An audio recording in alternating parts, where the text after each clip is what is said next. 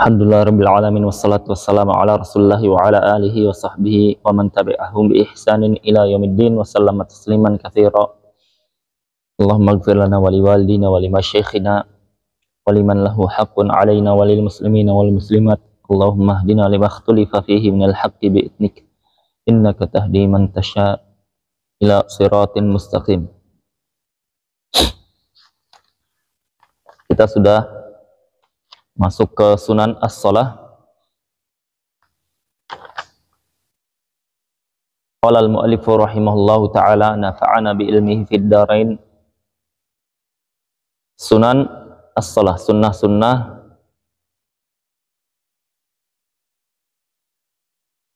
salat. Ini sudah kita baca beberapa, kita ulangi sedikit. Yang pertama adalah raf'ul yadain inda takbiratil ihram, mengangkat kedua tangan ketika takbiratul ihram. Adapun ucapan Allahu Akbarnya itu adalah rukun qauli, rukun ucapan. Wa inda ruku', kemudian ketika ruku', wa inda raf'i minhu, ketika bangkit dari ruku', berarti i'tidal. Wa indal qiyam minat tasyahudil awal, kemudian ketika berdiri dari tasyahud awal, ya, berarti rakaat ketiga, dari rakaat kedua menuju rakaat ketiga. Wa du'aul istiftah, dan doa istiftah, ya. Kita sudah sebutkan kemarin, bacaan doa istiftah itu ada beberapa riwayat, tapi mazhab Syafi'i itu memilih doa Allahu Akbar kabira walhamdulillahi katsira, ya. Kalau doa Allahumma ba'id baini wa baina khotoyaya itu juga warid dari Nabi sallallahu alaihi wasallam, tetapi riwayat yang pertama lebih ashah, lebih sahih, dan lebih aksar, lebih banyak dibandingkan doa yang kedua.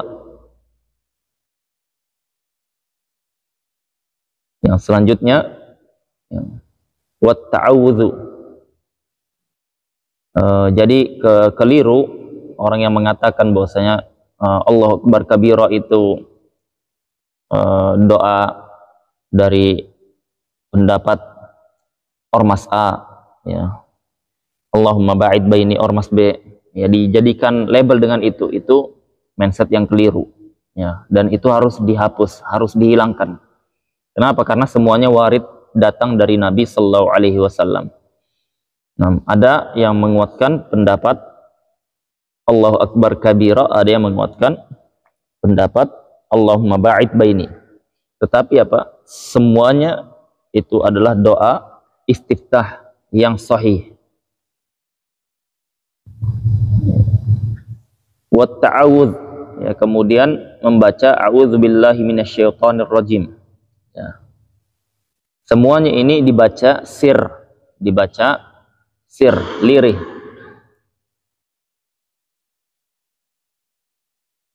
Wa ta'min, kemudian membaca amin itu disunahkan setelah membaca Al-Fatihah, baik bagi imam maupun bagi makmum, ya, di salat seluruhnya. Kalau bagi makmum dia membaca amin ketika imam selesai dari membaca waladdallin, salat jahriyah, ya. Waladdallin, ya, dia langsung jawab amin, ya. Amin itu maknanya adalah istajib, kabulkanlah ya Allah. Ada fadilah dalam masalah menjawab dengan amin ini.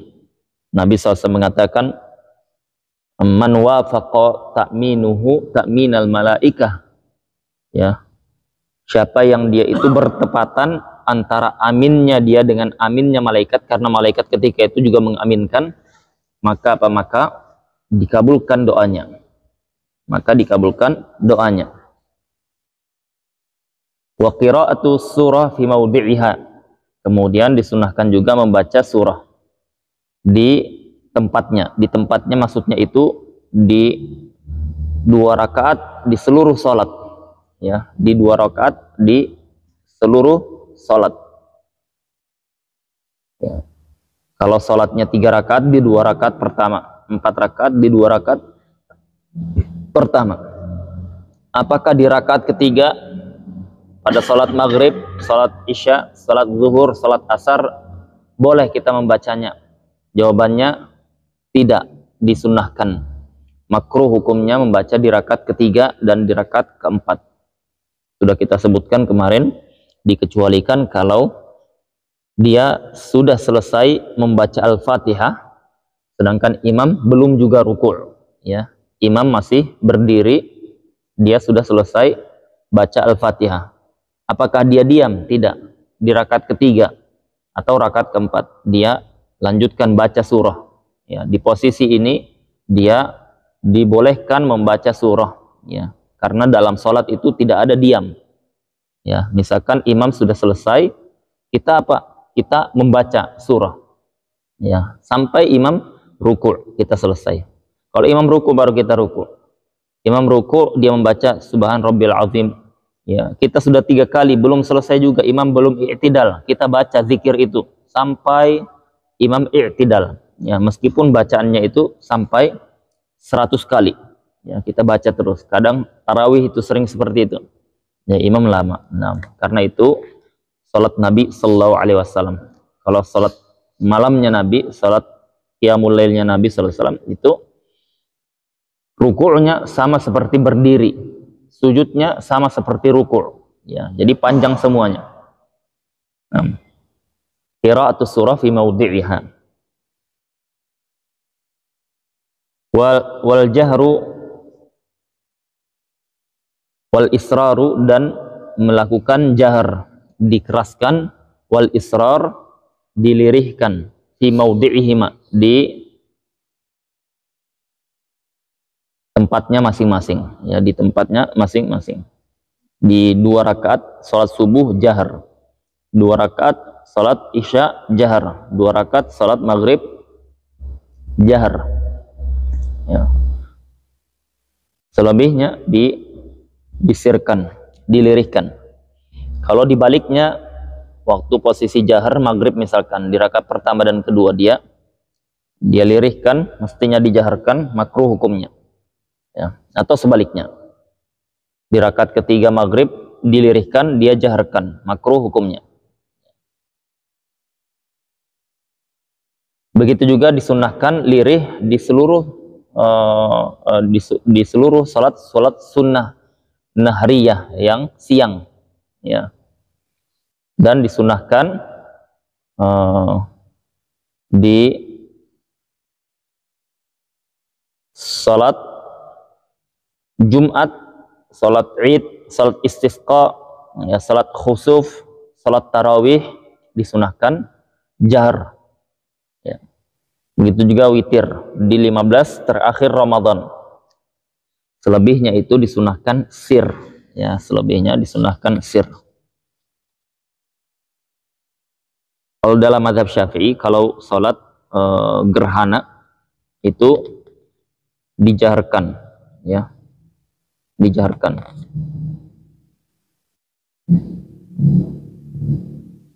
Tapi kalau dia salat gerhana matahari karena itu waktu siang, maka disunahkan sir, ya, disunahkan lirih.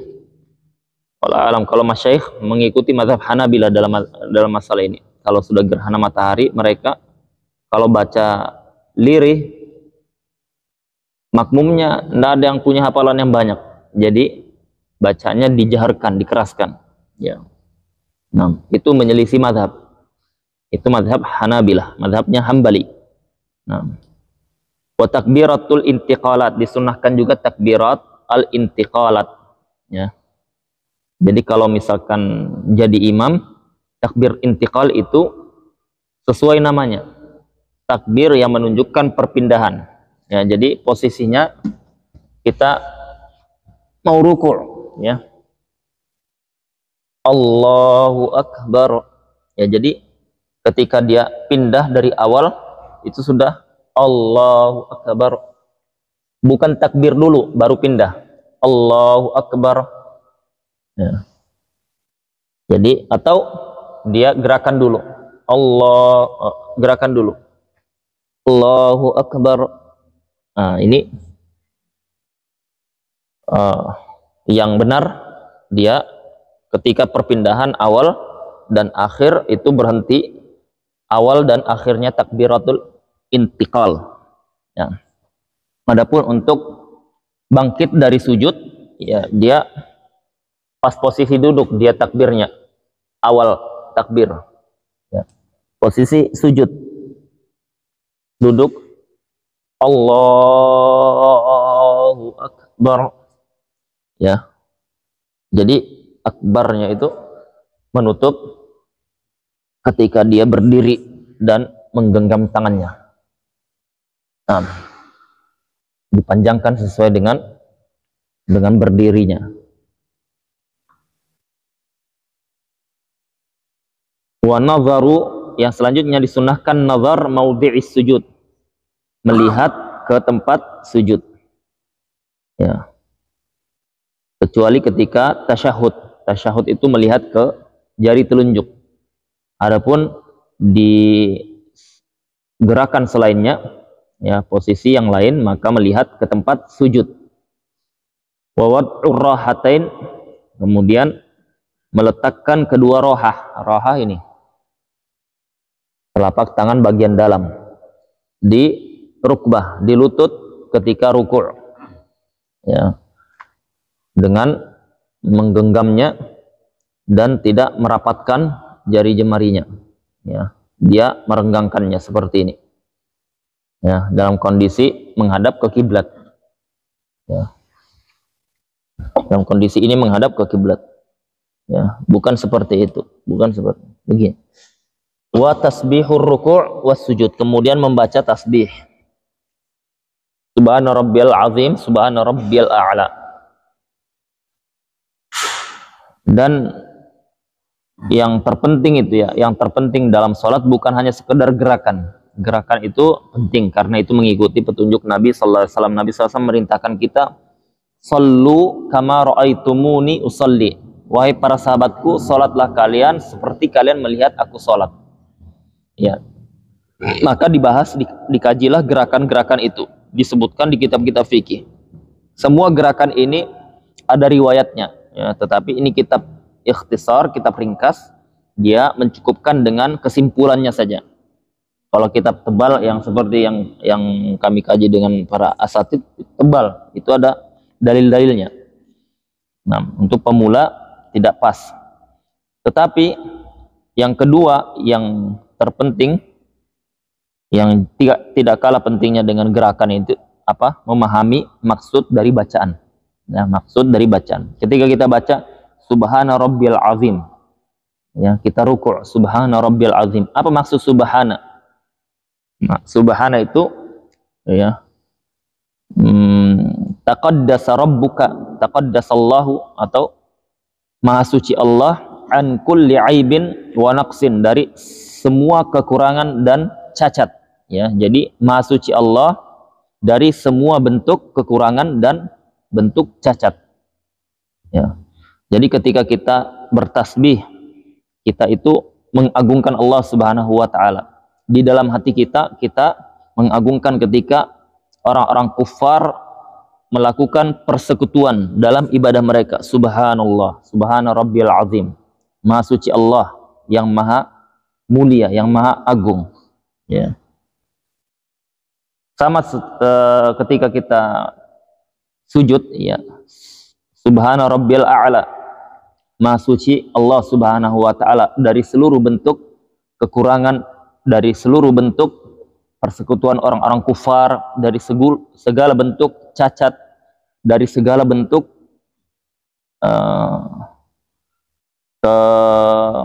kekurangan, ya. al-a'la, yang maha tinggi. Di posisi kita meletakkan anggota yang paling mulia pada manusia itu adalah wajahnya.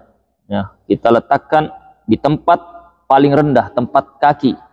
Ya, dalam kondisi kita i'tiraf, mengakui tentang ketinggian Allah Subhanahu wa taala. Ya, seolah-olah kita mengatakan, ya Allah, aku berada di tempat terendah. Ya, tidak ada yang lebih rendah dari ini. Dan aku mengagungkanmu dengan bentuk yang tertinggi. Maha tinggi engkau ya Allah. Ya, maha tinggi engkau ya Allah.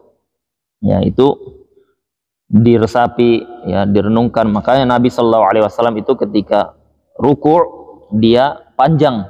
Ya, ruku' Nabi Shallallahu Alaihi Wasallam itu sepanjang qiyamnya. Qiyam Nabi Shallallahu Alaihi Wasallam kalau salat sunnah itu baca Al-Baqarah, baca Ali Imran, An-Nisa, ya. Dan itu butuh waktu hitungan jam. Begitu juga ketika sujud, ya, ketika sujud. Bahkan ketika sujud itu adalah posisi yang paling dekat antara seorang hamba dengan Rabb-nya, ya. Aqrabu ma bainal 'abdi wa rabbihi wa huwa fis sujud, ya. Posisi paling dekatnya antara seorang hamba dengan Rabb-nya itu ketika dia sujud. Maka fa'aksirud doa, banyak-banyak doa, kata Nabi SAW. Banyak berdoa. Karena ya ikhwan, doa itu tidak ada doa yang tidak dikabulkan kecuali tidak terpenuhi syaratnya. Ya, semuanya dikabulkan kecuali tidak terpenuhi syaratnya. Terpenuhi syaratnya itu dia makanannya haram, ya pakaiannya haram, dia tumbuh dengan sesuatu yang haram. Ya, makanya itu penting kita menjaga halal haram itu. Dan halal haram tidak bisa kecuali dipelajari. Kalau tidak dipelajari tidak tahu. Nah, makanya Muhammad Ibnul Hasan Syaibani, beliau ditanya sahabatnya, kenapa engkau tidak membuat sebuah kitab dalam masalah zuhud?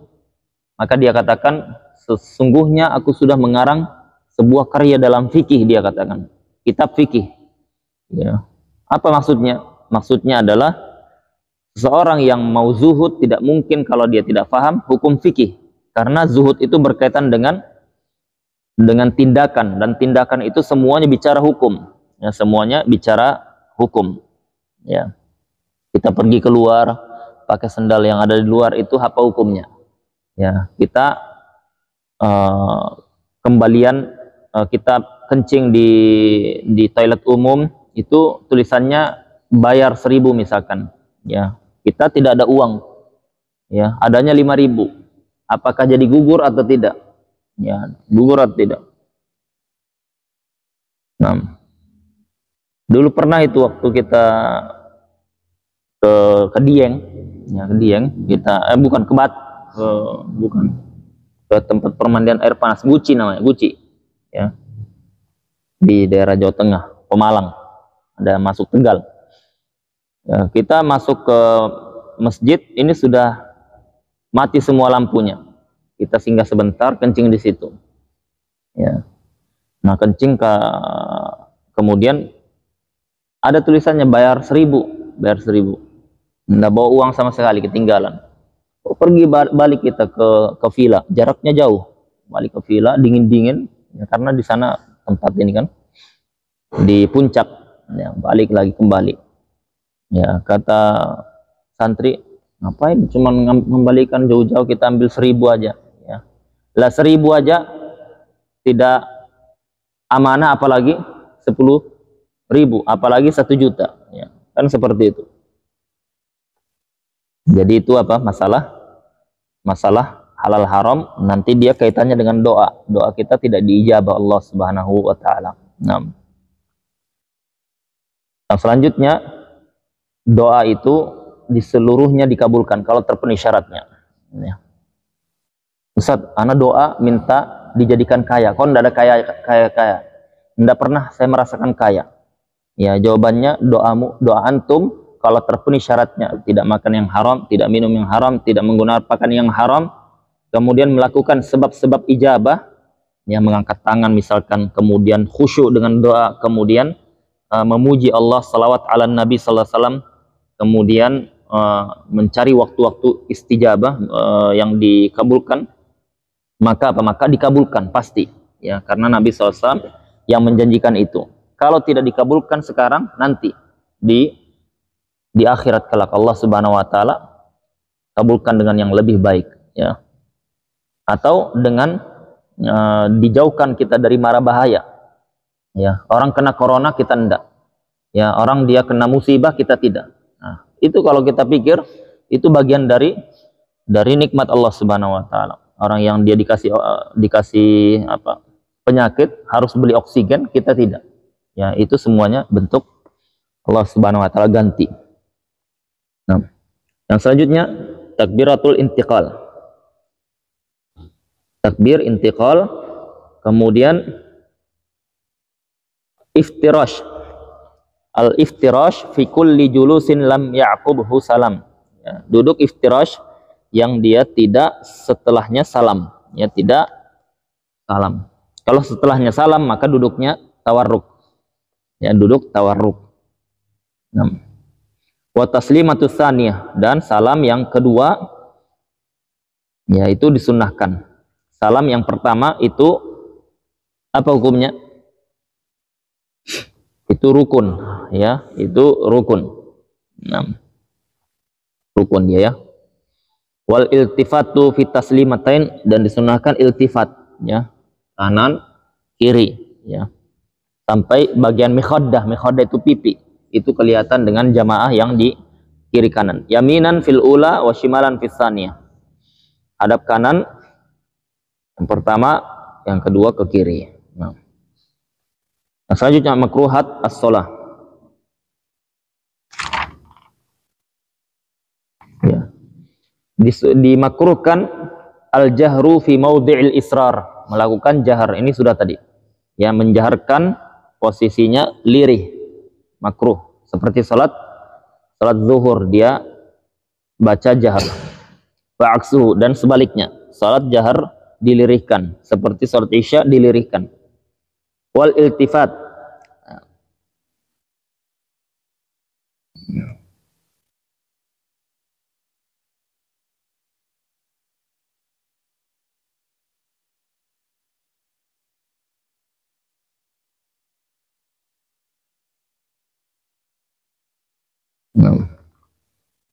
disebutkan di sini. Adapun kalau sholat sunnah, ya, di malam hari itu disunahkan dijaharkan. Tetapi kalau mengganggu jaharnya itu mengganggu orang yang tidur, maka apa? Maka disunahkan israr, disunahkan lirih. Ya, ketika ada orang tidur, ya, terganggu dia, maka disunahkan untuk lirih. Sama dengan membaca Al-Quran. Ketika baca Al-Quran ada orang tidur, dia terganggu dengan bacaan kita karena kita mengangkat suara, maka disunahkan kita lirih, kita pelankan. Artinya apa? Dalam masalah ibadah pun tidak asal beramal, ya. Dalam masalah melakukan ibadah seperti sholat sunnah atau baca Al-Quran, kalau mengganggu orang saja dia dihindari, apalagi kalau dia tidak sedang ibadah, ya.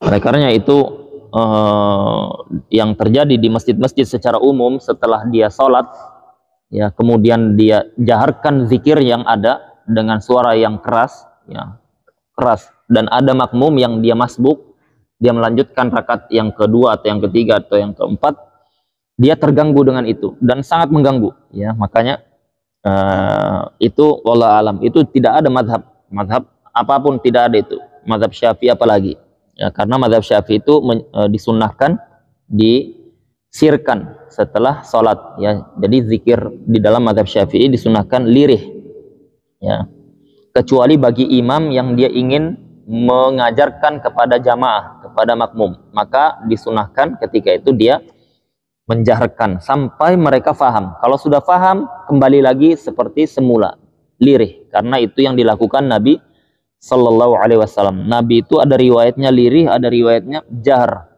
Riwayat jahar itu di awal-awal ketika Nabi Sallallahu Alaihi Wasallam mengajarkan para sahabat.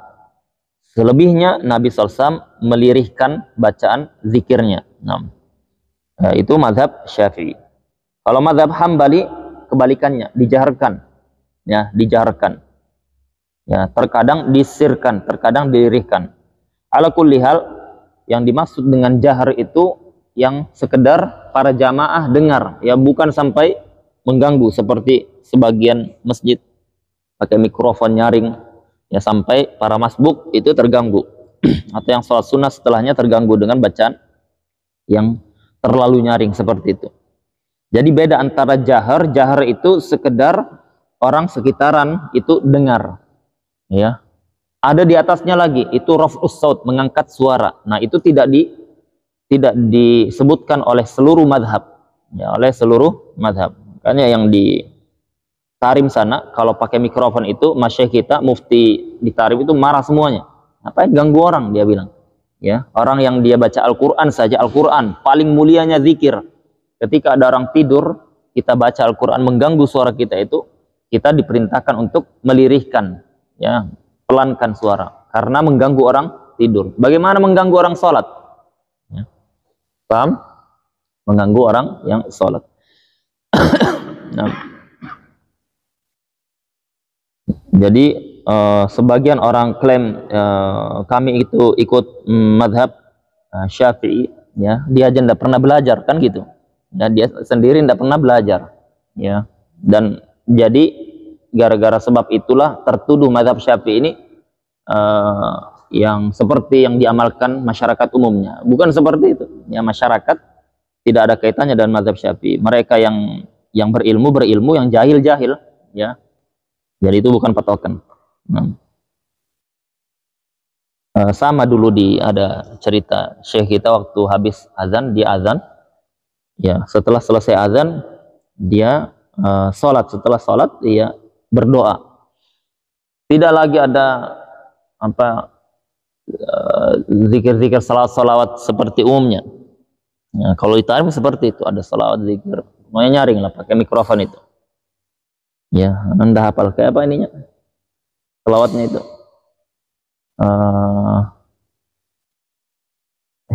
Gimana bunyinya itu? Dim? Hah? Iya. Al-muhim itu semuanya zikir, istighfar, salawat itu masyru', ya, tapi tidak masyru' jahar, ya, tidak disyariatkan jahar, apalagi pakai mikrofon. Kemudian berdoa, istighfar, berzikir, ya, diantara iqamah dengan azan dan iqamah itu semuanya disyariatkan, ya, warid datang dari Nabi sallallahu alaihi wasallam. Ya, tapi masalahnya bukan di situ, masalahnya itu mengganggu itu, ya, karena ada orang datang dia sholat qobliyah, dia sholat tahiyatul masjid dan semisalnya, itu mengganggu, ya. Apalagi kalau di sebagian daerah di Jawa itu ribut sekali, ya, ribut anak-anak yang ini, ya, ganti macam-macam dia, ada update-nya juga, ya. Dan masyayikh kita ditanya, ya Syekh, kenapa Anda ada seperti di masjid-masjid sebelah sana? Ya, Syekh kita jawab, di dalam mazhab kami belajar dari kecil tidak pernah menemukan yang seperti itu. Kalau ada, di mana, di kitab apa, saya amalkan pertama kali. Ya, ya, maka itu orang-orang mengamalkannya. Antum tanya mereka yang mengamalkan itu di kitab apa? Kami tanya juga. Ya, kami belum tahu ilmunya. Ya, jadi itu di antara kalau kita berpegang dengan salah satu mazhab yang mu'tabar, yang diakui oleh ulama-ulama sepanjang masa, kita tidak keluar dari amalan-amalan yang disebutkan di kitab-kitab mereka. Kita tahu amalan kita ini ada di kitab ini. Ya. Orang melakukan amalan itu mengatakan bagian dari mazhab, itu tidak ada di kitab mazhab. Buktinya mana? Buktikan. Ya. Jadi kita lebih mudah ketika ada berdiskusi atau ada orang yang tidak setuju. Ya. Selanjutnya adalah iltifatu li ghairi hajah, menoleh tanpa hajah. Dalam mazhab Syafi'i kalau dia menoleh ada dua. Iltifat ada dua. Yang pertama yang membatalkan sholat. Ini tidak dibahas di sini. Ya, yang membatalkan itu kalau dia menoleh sampai as-sadr, bagian dada ini melenceng atau berubah dari arah kiblat, ya, dadanya, ya, dadanya itu, maka batal sholatnya karena disyaratkan harus menghadap kiblat. Yang menghadap kiblat itu apa? Yang patokannya adalah dadanya, ya, bukan wajahnya. Ya, yang kedua, yang dia makruh. Nah, ini yang dibahas. Yang makruh ini adalah menoleh tanpa hajah, yang dia wajahnya, ya, dia oleh kiri kanan, ya. Kadang kan ada seperti itu, ya. Dia diam. Ya, dia lihat gitu, atau lihat apa, laporan keuangan, Masya Allah 2 miliar, ya kan.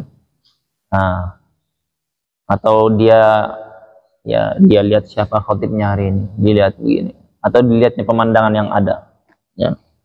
Nah, al-muhim itu semuanya makruh hukumnya tanpa hajah. Kalau ada hajah tidak, seperti misalkan ingin melihat apa ada makmum yang mau masuk, yang masbuk bagi imam, ya, itu contohnya. Misalkan seorang imam ini posisinya dia ruku', ya, posisi ruku'. Ketika posisi ruku' itu disunahkan bagi imam menunggu sebentar. Kalau ada makmum yang datang, dia mau ikut masbuk agar dia mendapatkan 1 rakaat tersebut, ya, dia boleh dia melirik sebentar seperti ini, ya, itu hajah, ya, hajah berkaitan dengan sholat, ya, bentar, ya. Atau dia merasa ada sesuatu kotoran di bagian pakaiannya, dia lihat, ya, itu dibolehkan, ya. Atau ketika dia ada waswas syaitan, dia sholat, ya, di pikirannya yang waswas, sesuatu yang mengganggunya, maka dia apa? Maka dia membaca a'udzubillahi minasyaitonirrajim. Kemudian dia menoleh, ya, ke arah kiri.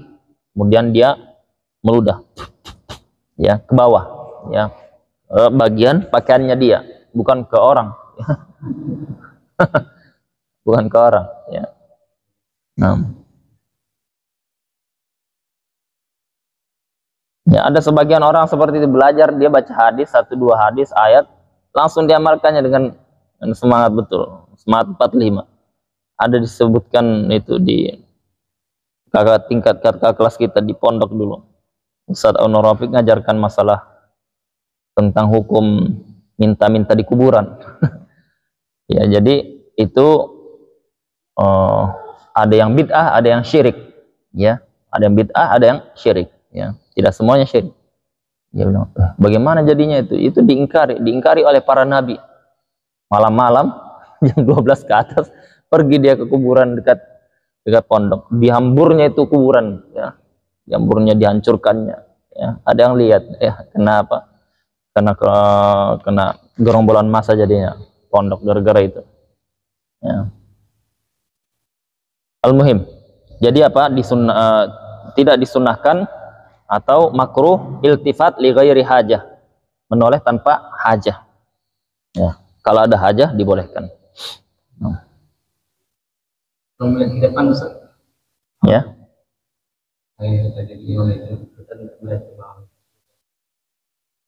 Tidak dapat pahala melihat ke tempat sujud dia, ya. Tidak dapat pahala melihat ke tempat sujud. Nah, itu namanya khilaful aula. Khilaful aula itu di bawahnya makruh, tidak sampai makruh dia, tetapi khilaful aula, ya. Khilaful aula itu dia meninggalkan yang afdol, ya, tidak makruh. Tapi kalau misalkan dia melirik dengan matanya, ya, misalkan dia ingin melihat anaknya lari-lari, dia lirik, nah, itu tidak makruh, ya, itu tidak makruh. Yang makruh itu iltifat itu wajah, ya, dia menoleh dengan, tapi kalau dia tidak menoleh, matanya aja yang melirik, ya. Kan ada sebagian bapak-bapak itu, kalau anak-anak yang agak nakal lewat di depannya, dipelototinya. Pelototinya, lupa dia imam sudah ruku, sudah sujud. Anak-anak dipelototinya, ya. Nah, ya, itu berarti dia belum dewasa seperti itu kalau dia menghadapi anak seperti itu, ya.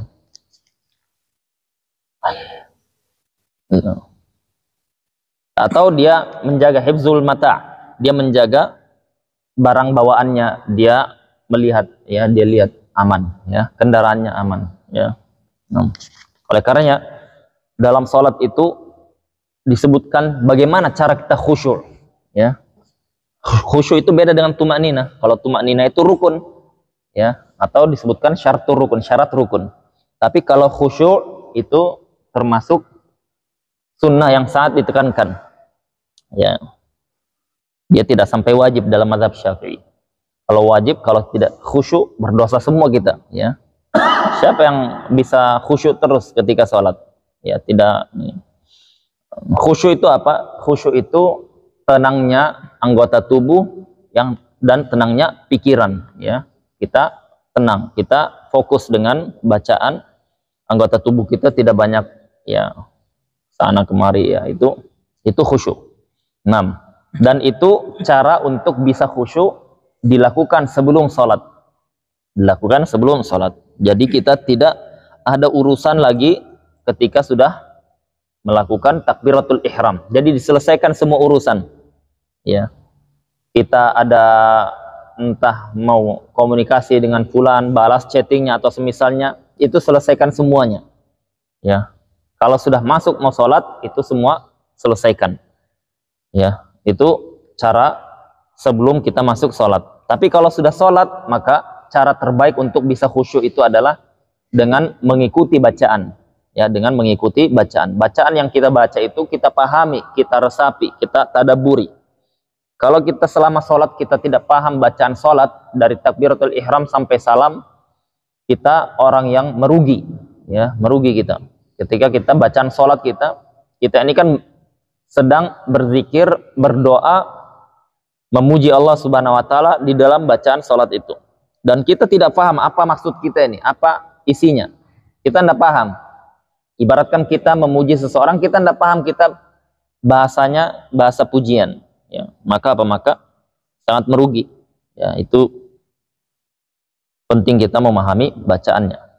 Ya, ada bacaan salat itu kitab Al-Azkar, kitab zikir yang dikarang oleh Imam An-Nawawi rahimahullahu ta'ala. Nah, usahakan itu dicari tahu, dipelajari terjemahan dari takbiratul ihram sampai salam. Yaitu sangat membantu.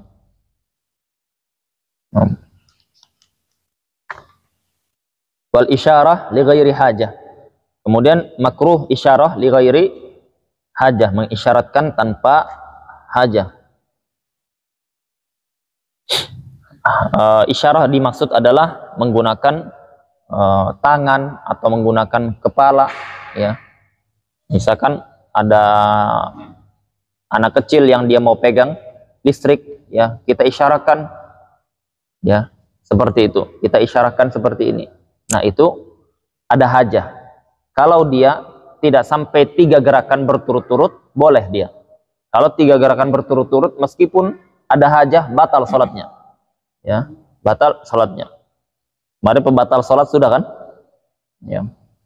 Jadi kalau misalkan ada anak kecil, ya, kemudian ribut, dia kayak gini, ya, isyarah, ada hajah, itu boleh, ya. Atau misalkan anaknya merengek, ya, mau apa, dia isyarah dengan kepalanya, ya, atau isyarah dengan matanya. Ya, itu boleh dengan hajah. Kalau tidak makruh dia. Wal isra', ya, cepat-cepat, buru-buru. Ketika dia mau menghadiri sholat atau mendapati takbiratul ihram imam, ya. Nah, maka itu hukumnya makruh.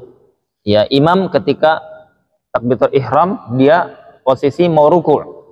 Datang ini, ya, biasanya kalau santri-santri pesantren itu lari dia, ya, lari dari jauh, dia sudah apa? Allahu Akbar. Ya, itu tidak sah yang seperti itu. Nah, terjadi di zaman Nabi Sallallahu Alaihi Wasallam. Di zaman Nabi SAW, dia posisi ruku, ya, kemudian dia sambil berjalan, ya. Nabi Sallallahu Alaihi Wasallam mengatakan wala tu'id, jangan diulangi yang seperti itu, karena dia tidak sah. Ya. Yang benar itu kalau kalian berjalan ya menuju sholat, maka berjalanlah dengan sakinah wa waqar, ya, dengan tenang dan waqar, ya, pelan, ya, tidak usah terburu-buru. Ya, kalau mendapati imam sudah sholat dan salam, tidak bisa kita mendapatkan seluruh rakaat bersama imam, maka fa'atimmu, kata Nabi SAW, maka sempurnakan sholat kalian dengan menambah. Ya. Kalau seumpama ini kita tahu sudah rakaat terakhir bisa, ya, tahu rakaat terakhir sudah imam ini. Kalau seumpama pada saat kita ini rakaat ya, kita mendapatkan jamaah, jadi katakanlah jaraknya, saya memperkirakan saya masih bisa mendapatkan bacaan subhanallah, jarak masih satu inilah ya, satu ambal lah. Kemudian pada saat itu kita takbir kemudian ruku, tapi kita belum masuk barisan. Tapi pada saat berdiri baru kita mengatakan itu boleh betul. Boleh, iya. Jama, iya, sahih. Ya.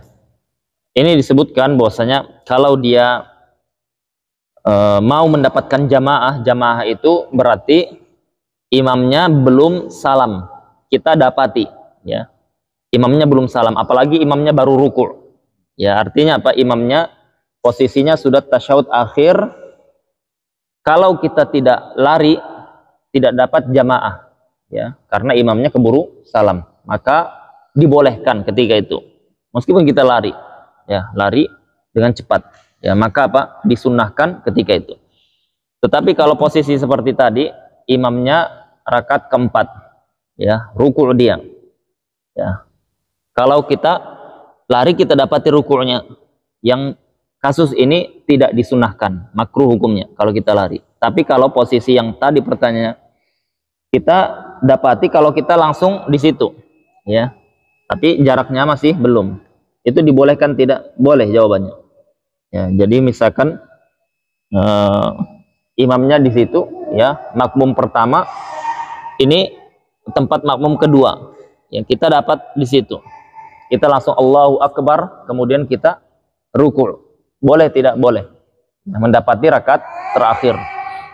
Ya, jangankan rakaat terakhir, rakaat kedua saja, rakaat pertama saja itu boleh, yang seperti tadi. Karena jamaah itu tidak disyaratkan dia harus tidak disyaratkan harus diisi di setelah yang kekosongan itu, tidak disyaratkan. Meskipun dia di sana, ya, dia di depan masjid mau sholat, ya, dia Allahu Akbar ruku', dia boleh, ya, tetapi dia tidak mendapatkan pahala berjarak dekat dengan jamaah. Itu ada pahalanya, ya, pahala berjarak dekat dengan jamaah, dia ada pahalanya, ya. Tidak boleh melebihi dari jarak sekitar 1,5 meter, ya, jaraknya 3 zira itu sekitar 1,5 meter antara makmum saf pertama dengan kedua. Tidak boleh melebihi dari jarak itu. Kalau melebihi, dia tidak mendapatkan pahala berdekatan dengan saf, yaitu ada pahalanya. Nah, kalau dia jauh, sah tidak sah, boleh tidak? Boleh, tapi tidak mendapatkan pahala yang tadi Anda sebutkan. Tapi kalau lari, enggak, kecuali pada kondisi dia tidak mendapatkan jamaah. Posisinya imam sudah tasyahud akhir. Kalau dia tidak lari, dia santai, imamnya salam, ya, akhirnya dia sholat sendiri atau tidak mendapatkan jamaah dengan imam, maka dia di situ disunnahkan untuk isra', segera, ya. Nah, sunnahkan kalau itu sholat jamaah. Tapi kalau di sini sebutkan kalau Jumat, maka hukumnya wajib. Kalau Jumat, ya, Jumat itu didapati dengan mendapati ruku' imam di rakaat pertama, ya, didapati dengan mendapati ruku'nya imam di rakaat pertama. Kalau dia di rakaat pertama imam sudah bangkit, lanjut rakaat kedua, Di rakaat kedua imam sudah tasyahud akhir. Ya. Dan dia kalau pelan imam salam, maka di kondisi seperti itu wajib dia bersegera karena dia tidak mendapatkan jamaah atau mendapatkan Jumat bersama imam kalau dia tidak bersegera. Ya. Hukumnya wajib. Jadi yang satu sunnah, yang satu wajib. Kalau sholat jamaah 5 waktu itu bersegera di posisi tasyahud akhir imam, imam mau salam ini.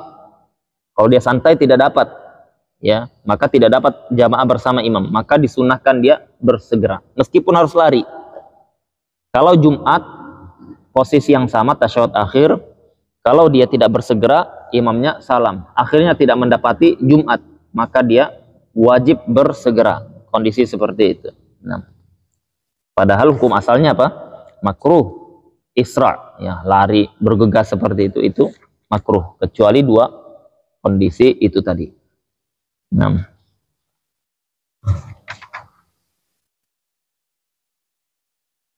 wal iton, al iton mulazamah makan wahid, yaitu dia menetap di satu tempat, ya, tidak berpindah-pindah, ya. Disunahkan kita mulazamah, diam di satu tempat, tidak berpindah-pindah ketika melakukan sholat, ya. Misalkan dia sholat, ya, dia pindah, geser ke kanan, geser ke kiri, geser ke depan, yaitu makruh hukumnya, ya.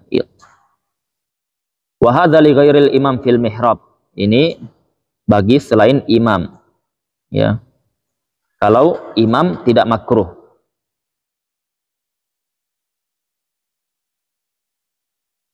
Nah, berpindah tempat itu disunahkan kalau kita setelah salam kita baca zikir, setelah zikir kita berdoa, kita mau sholat sunnah. Nah, itu disunahkan.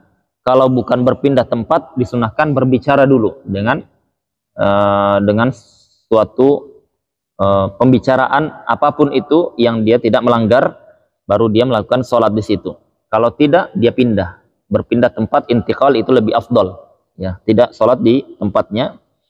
Tapi kalau dia sholat di tempatnya, hukumnya boleh, tetapi khilaf aula, menyelisih yang utama. Yang utama dia pindah, ya, agar tidak dianggap sholat sunnah itu bagian dari sholat wajib, karena dikira sholat orang tersebut kurang sehingga dia menambah. Kalau dia pindah, ya orang tahu bahwasanya itu sholatnya sholat sunnah. Nah, di sini kita cukupkan. Masalah selanjutnya sujud sahwi. Sujud sahwi itu butuh penjelasan yang lebih rinci. Subhanakallahumma wa bihamdika asyhadu an la ilaha illa anta astaghfiruka wa atubu ilaik.